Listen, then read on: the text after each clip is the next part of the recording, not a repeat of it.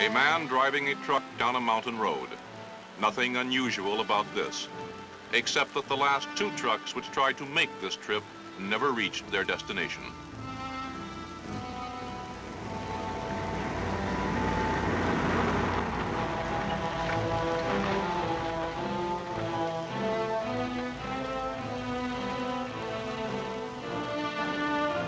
Behind the wheel of the truck is an American soldier, assigned to United States Army Special Forces operating in one of the most dangerous regions of Southeast Asia, the guerrilla-infested central highlands of Vietnam.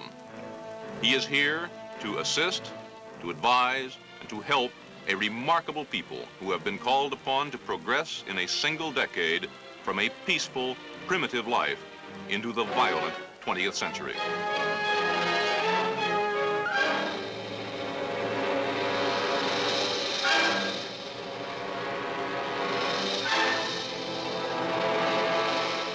As Commander-in-Chief, the late President Kennedy left to us this directive. We need a greater ability to deal with guerrilla forces, insurrections, and subversion.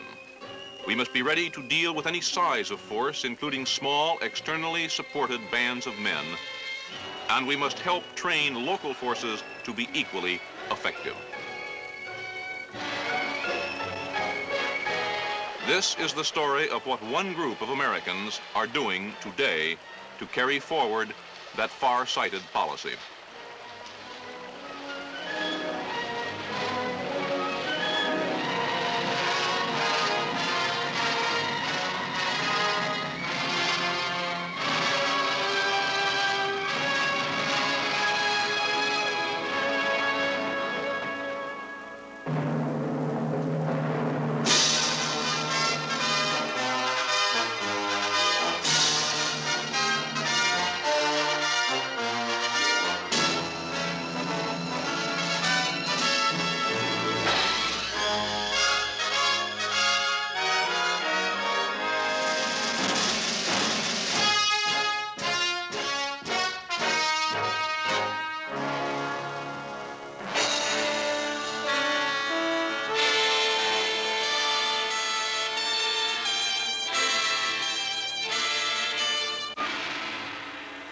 The undeclared war raging today in South Vietnam is not being fought in the streets of cities.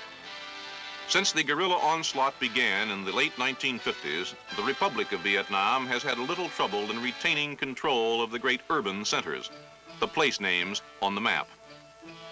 But the Central Highlands, the Van Son Cordillera, are a mountainous, largely jungle-covered region remarkably like those mountainous regions of Spain where the term guerrilla was born. Here, everything favors the lightly armed, fast-moving irregular. And it is here that the struggle for Vietnam may ultimately be decided. For the Van Son dominates both the rich rice bowl of the Mekong Delta to the south and the narrow, densely populated coastal plain bordering the South China Sea. Into this remote, almost impenetrable region, the communists of North Vietnam have infiltrated a steady stream of agitators, terrorists, and professional guerrillas. Their target is not only the highlands, but the whole of Vietnam. Military strategists on both sides of this struggle are agreed that he who gains the highlands will have won the fight for Vietnam. The military and political history of few nations have been so greatly influenced by geography. For more than 900 years, the emperors of China dominated all Vietnam, except the highlands. Here in the 13th century, the Mongol Emperor Kublai Khan suffered one of his few defeats. And here in our own century were mustered the revolutionary forces which overwhelmed 180,000 highly trained French troops in the campaigns climaxed by Dien Bien Phu.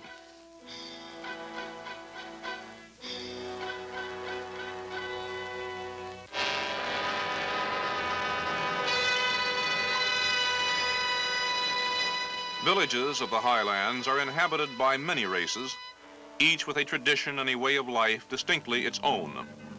Known to the outside world by the French term Montagnards, or mountain people, they are known to themselves by such tribal names as Rade and Hmong, are vastly different from the light-skinned lowlanders whom the world knows as Vietnamese. Believed to be the original inhabitants of the region before the arrival of the Vietnamese more than 2,000 years ago, most of the Montagnards continue to live a Stone Age existence in the midst of the 20th century. Confined for centuries to the isolated areas of the plateaus, the Montagnards have little contact with the city dwellers of the lowlands, take little interest in the complexities of modern life. For most of them, Vietnamese is a foreign language.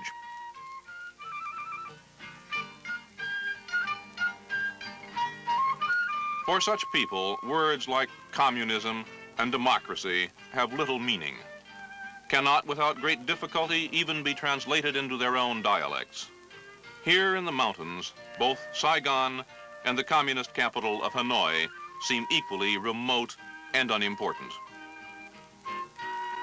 Through these mountain villages for more than a decade have passed increasing numbers of communist guerrillas, befriending the villagers, rewarding those who cooperate, terrorizing those who resist.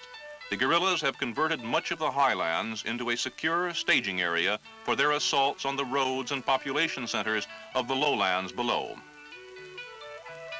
Americans encountering these people and this situation often feel transported 200 years back into time, to our own French and Indian wars, when British and French vied for support of Indian tribes on the frontier. And like the primitive tribesmen of those earlier wars, the Montagnard on his own ground is a formidable ally. Tough, muscular, a skilled hunter and woodsman, a man of great personal courage, the Montagnard holds the key to a strategically vital area of Southeast Asia. If he can be won to the government's cause and given the training and equipment to resist communist terrorism, the guerrillas' jungle sanctuary in the Vietnamese highlands will disappear. With this in mind, United States military advisors and the government of Vietnam early in the 1960s began a program to win the active allegiance of the Montagnards. Their primary objective was to seal off the hidden supply routes through the mountains from the communist north. Chosen to execute the plan were the anti-guerrilla experts of the U.S. Army Special Forces, accompanied by Vietnamese Special Forces, whom they themselves have trained, and through whom the bulk of their work in the village will be performed.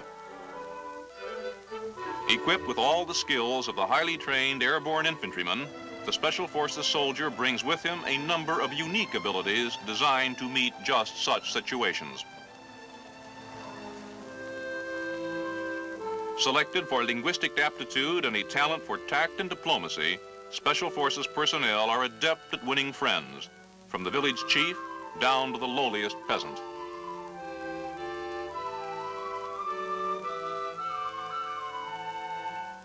Going into a Montagnard village for the first time is an experience you don't soon forget.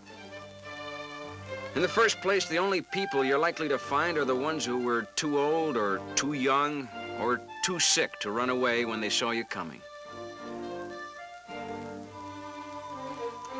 You give candy to the kids, talk politely to their elders, and try to convince everybody that you're not here to hurt anyone. There's no way of knowing whether the men have run away because they're guerrillas themselves or because they believe guerrilla propaganda about the government troops and the terrible Yankees.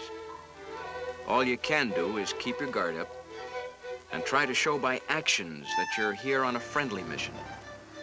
Our biggest asset in this kind of thing is the team medic. His main job, of course, is taking care of us. But there are no field hospitals in guerrilla fighting, so one of our medics has to know a lot about his business.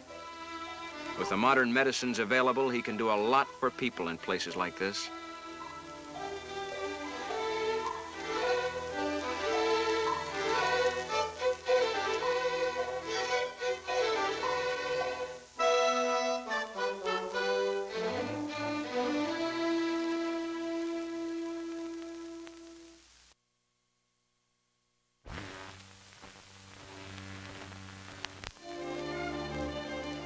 The odd thing is, when you first ask whether anybody's sick in the village, the first answer is usually no. So then you offer to examine anyone who thinks he might be sick. And in no time at all, you've got a waiting line. What gets you most are the kids. They say people don't miss what they've never had. But you bring medicine into one of these villages where they've probably never seen a doctor, and the people turn out to be just as worried about their kids as you are about yours.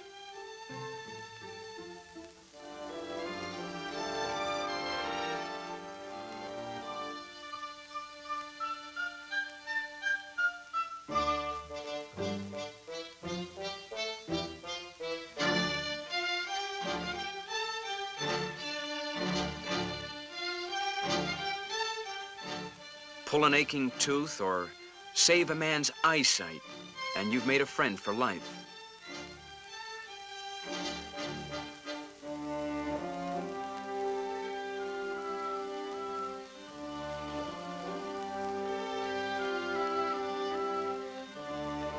You do this kind of work because you've got the medicine and because you're here.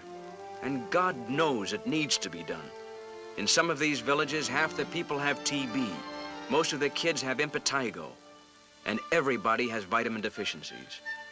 Any decent human being coming into a setup like this would do what he could without asking for a reason. But the fact remains that from a military point of view, this is a good tactic. Squads and platoons of Viet Cong guerrillas have been coming through here with promises. Now, thanks to our medic, we've come along with something a lot better, something we can give them now.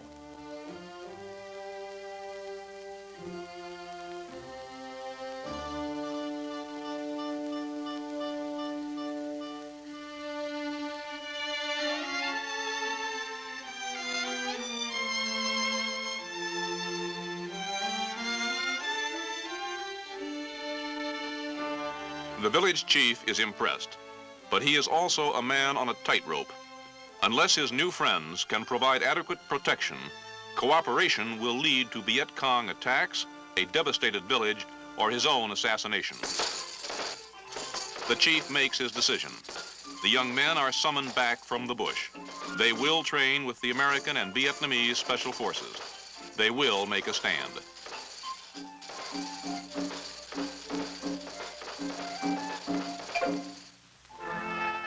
And so Montagnards of fighting age assemble. The first step is taken toward recovery of a communist-dominated area within the borders of South Vietnam. All this is taking place in what is, to all intents and purposes, enemy territory. Much will have to be accomplished before anyone here sleeps without a gun close to his pillow.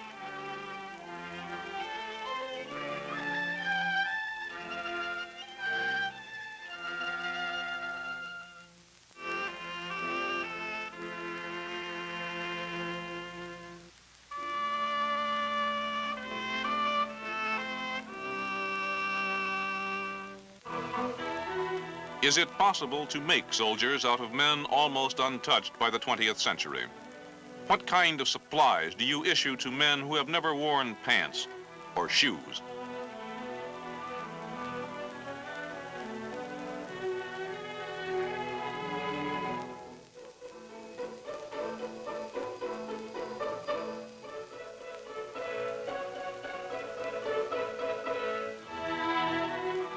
Mountain men are fighters everywhere. The Ozarks, the Scottish Highlands, or the Highlands of Vietnam. Get yourself a mountaineer and you've got potential fighting material. These people may be primitive, but they know what a weapon is and what it's for, even when they still haven't learned how to use it. These people are hunters. They're a peaceful people, basically friendly. Without this guerrilla business that's been going on here for the last 10 or 20 years, you'd be as safe walking through the highlands as down a street back home. But being hunters, these men grow up fitting arrows into a crossbow. And from a crossbow to an M1 carbine is not as big a jump as you might think.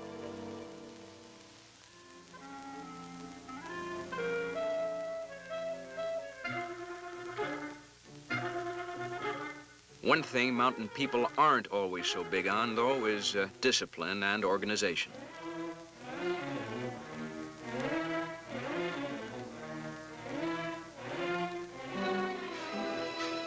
We had to teach our Montagnards to coordinate with such modern inventions as an aerial resupply drop. And that took a certain amount of doing.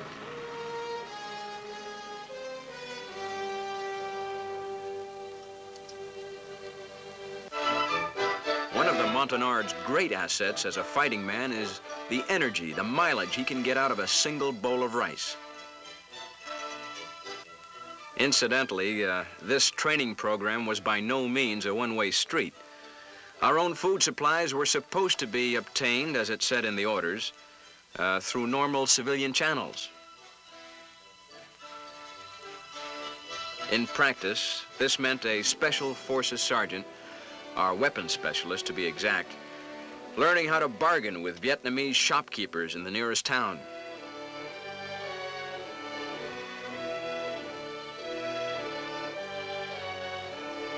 Part of the ritual involves sharing tea with the proprietor and his family while everyone argues politely about prices. Our weapons specialist became an overnight authority on chickens, cabbages, and bacon on the hoof. Not to mention the purchase of 2,800 pounds of rice and miscellaneous other commodities.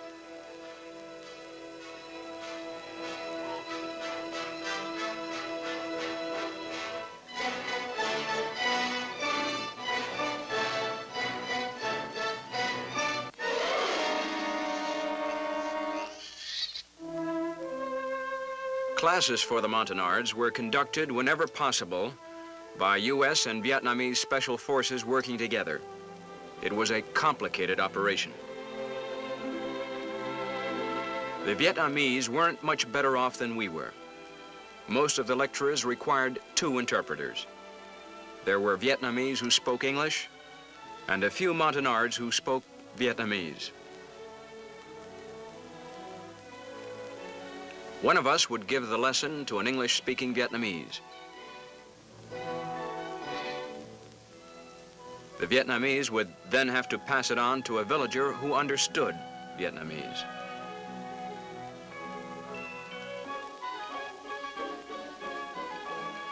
The native interpreter would then pass it along to the trainees.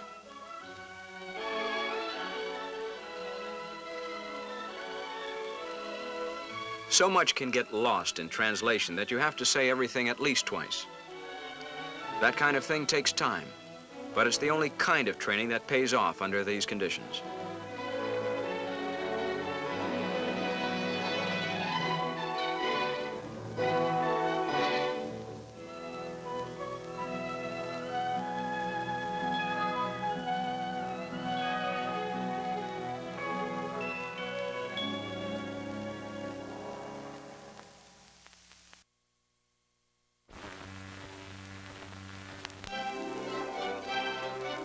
The students themselves were amazing. They took to modern firearms faster than most of us thought possible. These men came to us with almost none of the background you'd expect a trainee to have. Most of them couldn't read or write. Most of them couldn't even pass a draft board physical back in the States.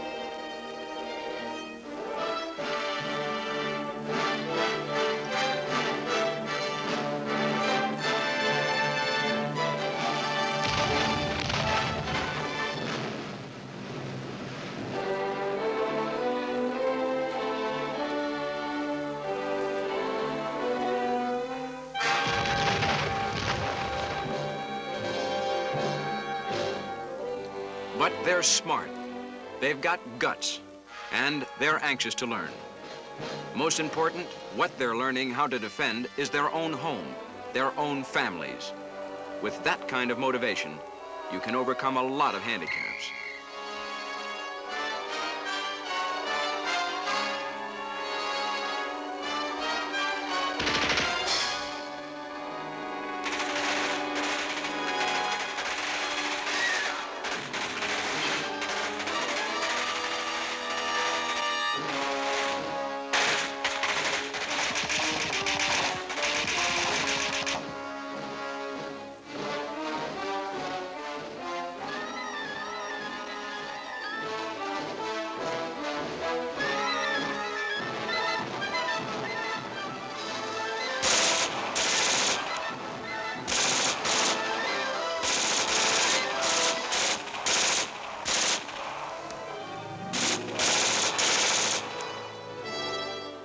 we had to hit the high points of 6 months' worth of training in only a few weeks.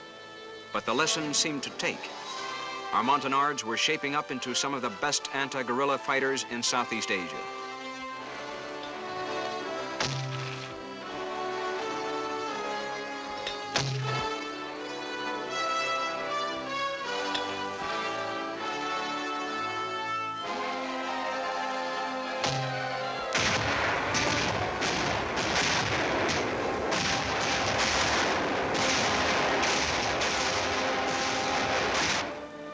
In a very few weeks, they progressed from simple hand weapons to the tricky business of demolition.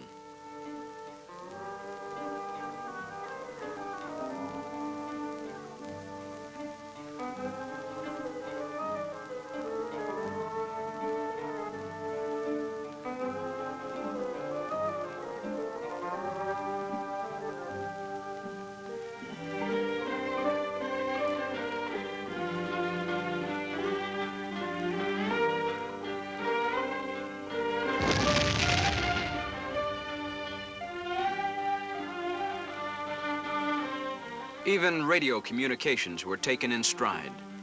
This was even more surprising and maybe more important. It meant that before we left, radios could be issued tying our friendly villages together in a sort of mutual protection association. Guerrilla bands moving in on an isolated village would touch off an automatic alarm throughout the network. Togetherness is a big thing with these people. When father goes off to training camp, the family goes along.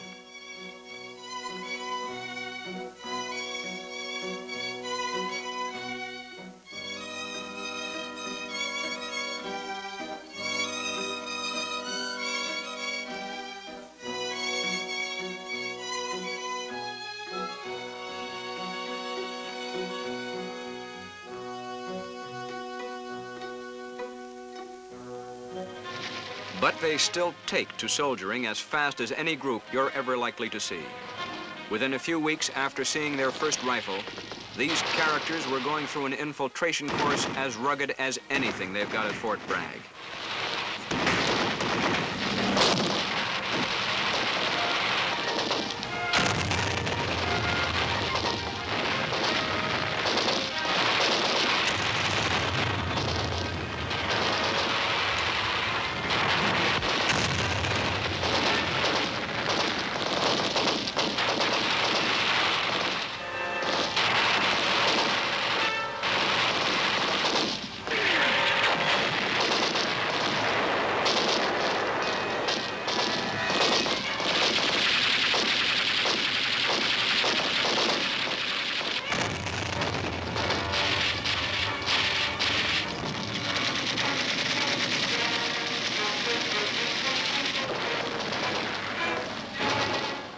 They also had no trouble learning the tactics of resisting a night assault.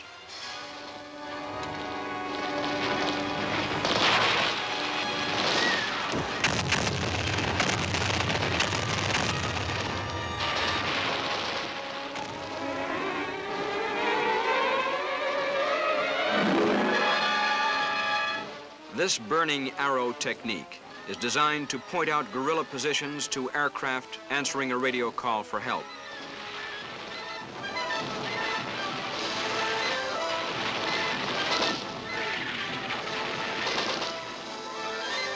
This is what the Army calls a confidence course. Here it seemed a little like teaching birds to fly or monkeys how to climb trees.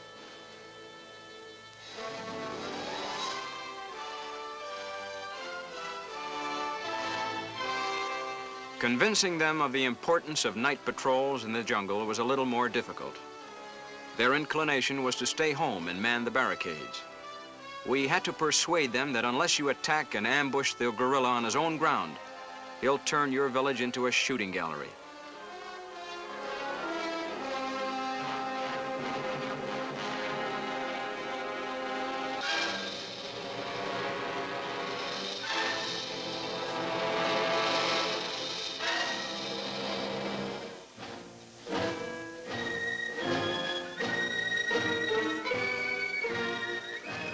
Once convinced, as usual, They learn fast. The Viet Cong who gets within a mile of a village these men are patrolling is going to be as scared of them as they used to be of him.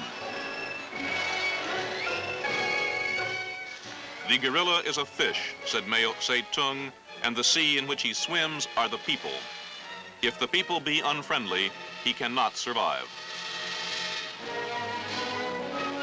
Operation Montagnard is an exercise to teach the mountain people of Vietnam the art of anti-guerrilla warfare.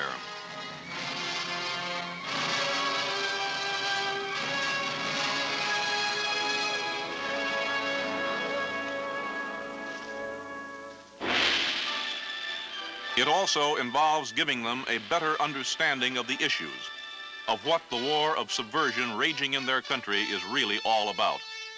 Through no fault of their own, the future of these mountain people is inextricably bound up with the outcome of the struggle against communist expansion in Southeast Asia. Operation Montagnard has given them the weapons and organization to resist guerrilla terrorism.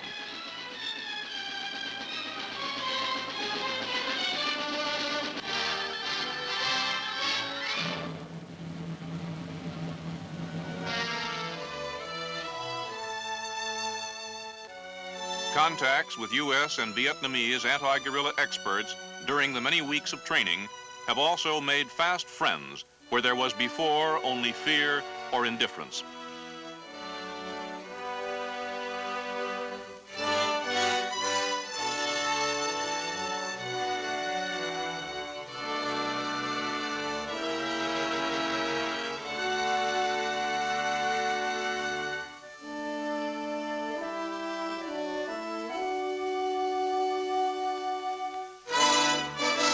Departing, men of the U.S. Army Special Forces leave behind a well-trained group of friends who may in time have a profound effect on the future of Vietnam.